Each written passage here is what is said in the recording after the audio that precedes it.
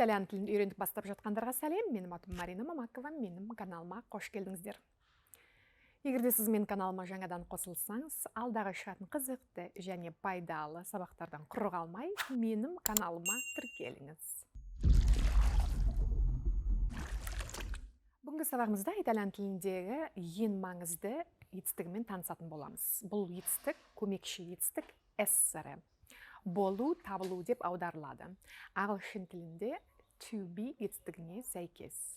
Қазақ тілінде біздер мен мұғаліммін, сен әдемісің, олар үйде, ол менің әкем деп айтамыз.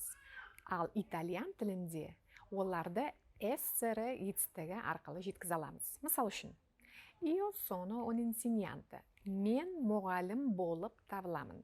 Бірақ күнделікте біз өтіп айтпаймыз. Біз мен мұғалім деп айтамыз. Немесе басқа мысалы.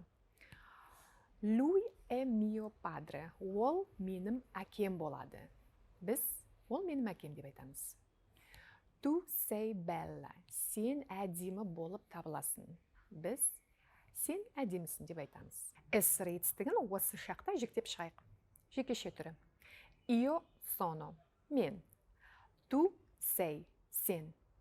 Lui è. Ол. Ер адамға. Lei è. Ол. Әйел адамға. Lei è. Сіз. Спай түрде. Көпше түрі. Noi siamo. Біз, біздер. Voi siete. Сендер, сіздер. Loro sono. Олар. Болымсыз сөйлемдерде essere етістігінің алдына nonды қоямыз. Емес, емеспін. Мысалы, io non sono un dottore. Мен дәрігер емеспін. Loro non sono a casa. Олар үйде емес.